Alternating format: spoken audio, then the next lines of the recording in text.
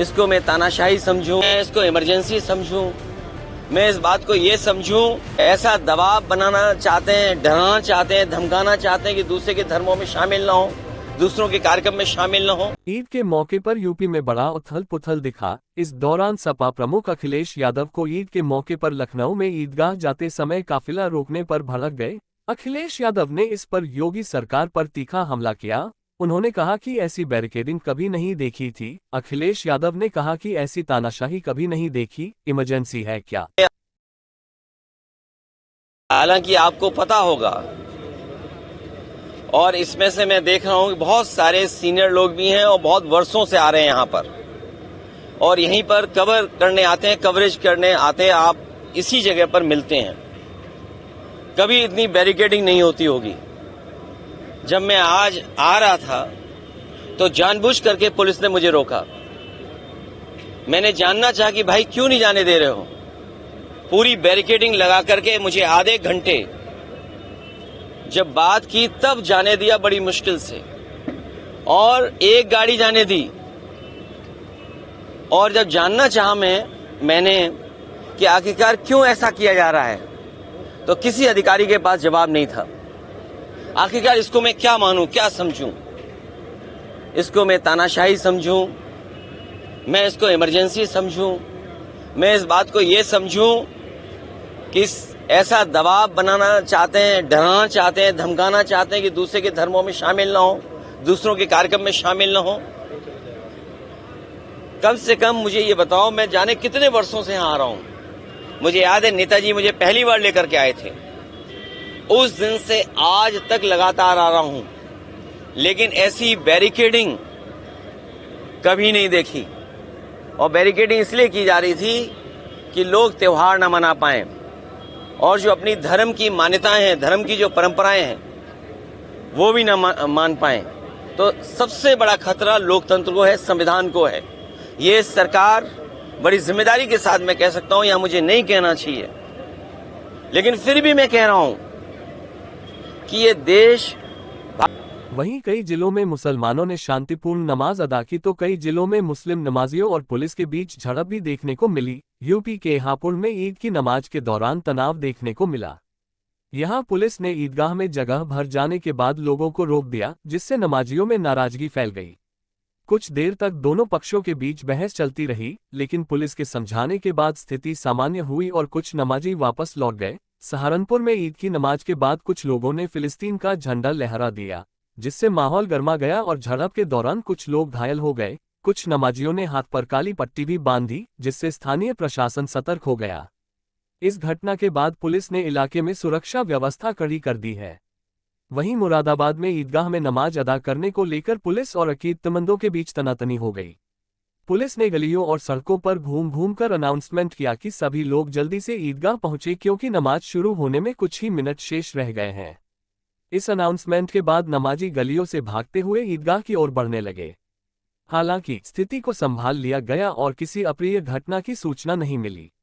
वहीं मेरठ के जानी थाना क्षेत्र के कस्बा सिवाल खास में मुस्लिम समुदाय के दो गुटों के बीच तनाव बढ़ गया। बच्चों के बीच हुई कहासुनी देखते ही देखते बड़ों के बीच झड़प में बदल गई। बात इतनी बढ़ गई कि पथराव और मारपीट के बाद गोली भी चली। इस हिंसा में लगभग आधा दर्जन लोग घायल हो गए। मौके पर पहुंचकर पुलिस ने स्थिति को नियंत्रित किया। हालांकि अभी तक दोनों पक्षों में से किसी ने भी पुलिस को तहरीर नहीं दी है। सोशल मीडिया पर इस घटना का वीडियो वायरल होते ही पुलिस ने जांच शुरू कर दी है। वहीं इन घटनाओं को देखते हुए यूपी पुलिस ने सुरक्षा व्यवस्था को और कड़ा कर दिया है। संवेदनशील इलाकों में अतिरिक्त पुलिस बल की तैनाती की गई है।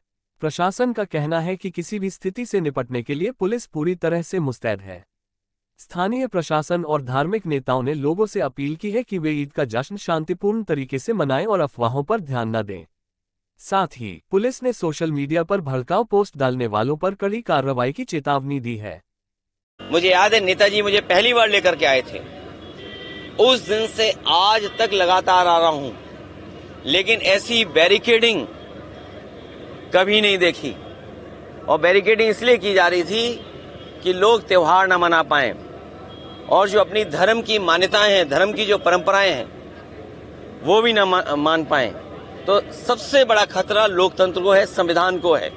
ये सरकार बड़ी जिम्मेदारी के साथ मैं कह सकता हूं, या मुझे नहीं कहना चाहिए, लेकिन फिर भी मैं कह रहा हूं कि ये देश भारतीय जनता पार्टी संविधान से नहीं चला रही है। भाजपा के मंत्री लागू होने जा रहा है सर देश भर में। जब मुबारकबाद दे रहे थे तो लोगों ने उनको वापस जाओ के नारे लगाए, विरोध किया। लेकिन मैं इसमें कुछ नहीं कह सकता हूं। मैं यही कह सकता हूं कि हमारा देश बहुत बड़ा देश है और यहाँ पर सदियों से हम मिलकर के रहते आए हैं। हमारी मिली जुली संस्कृति यही है कि कब किसके एक दूसरे के खाने से हम मिल गए, एक दूसरे के कपड़े पहनावे से हम मिल गए।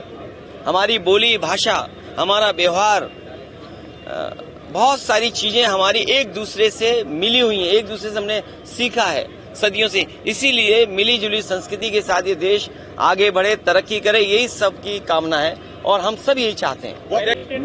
मैं तो भाजपा से कहूंगा, अगर गाय के सवाल पर हमसे बेहतर कौन जानता होगा।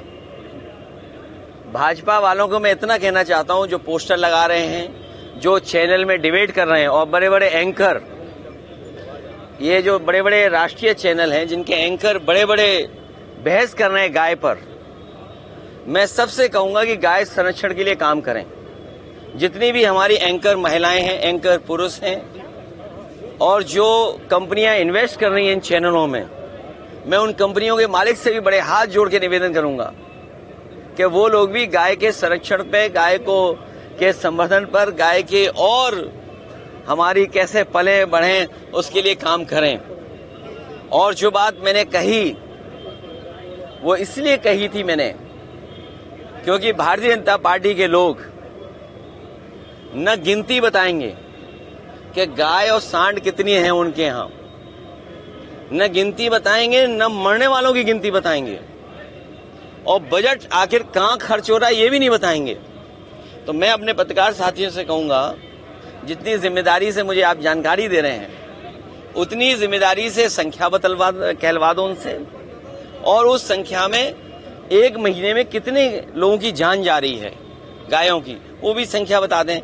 और आखिरी में अपनी बात कहता हुआ, ये सब बहस इसलिए भारतीय जनता पार्टी छेड़ती है क्योंकि जो बुनियादी सवाल है, किसान की आय दोगुनी होना, नौजवान की नौकरी रोजगार का सवाल, इन्वेस्टमेंट आने का सवाल, महंगाई का सवाल, बिजली महंगी का सवाल, इलाज दवाई है ही नहीं अस्पतालों में, और सबसे बड़ी बात जो छिपाना चाहते हैं वो जो भ्रष्टाचार है, ease of doing corruption, ease of doing and taking commission, ease of doing घोटाला, और उनका ही सबसे प्रिय अधिकारी लापता है, भगोड़ा है, साबित हो गया है।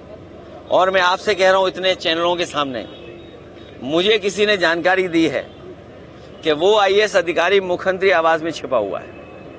वक्त बिल को लेकर के बड़ी बात नहीं कह रहा हूं। कौन सा चैनल है आपका, बड़ा चैनल है छोटा चैनल है? ये चैनल का नाम नहीं सुना सर। वक्त बिल को लेकर के तकरार चल रही थी, आप ये नाम नहीं सुना मैंने। ये हमलावर नहीं है, हमलावर नहीं है। उन्होंने कहा कि माँ का दूध पिया हो तो, अगर ये बात गलत हो तो बताइए। बिल्कुल सही कहा भाई, जो विधायक है कब दुख तकलीफ में होगा, परेशानी में होगा, उसका अपमान हो रहा होगा, वो अपमान नहीं सहन कर पाया। अपमान जो हुआ उसका, उसने अपनी भाषा गुस्से में निकाल दी।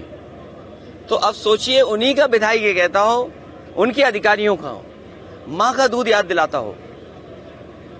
अब अधिकारी जाने और बीजेपी के लोग जाने। अखिलेश जी, सड़कों पे कांवरिया चल सकते हैं तो 5 मिनट की नमाज क्यों नहीं हो सकती? अबू आजमी ये पूछ रहे हैं। वो ठीक कह रही हैं।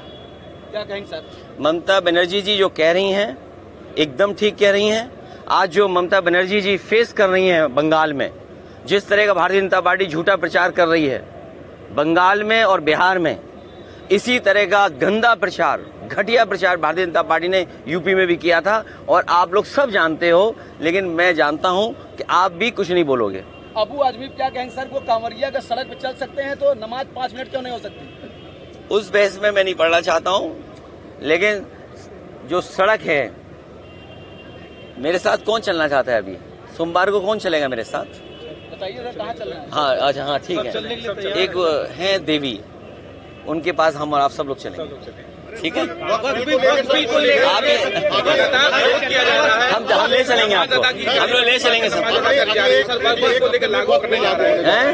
बिल लागू होने जा रहा है। देखिए किया गया था तो विरोध भी ये मैं आपको बताऊं, आप कहाँ के हो?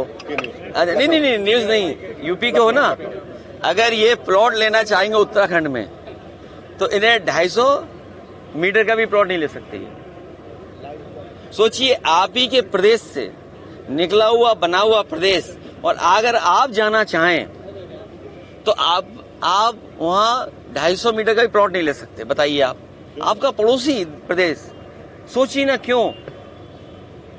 और हमने मुख्यमंत्री बनाया हुआ है उन्हें, तो मैं चाहता हूं ये मुख्यमंत्री भी उत्तराखंड चले जाएंगे।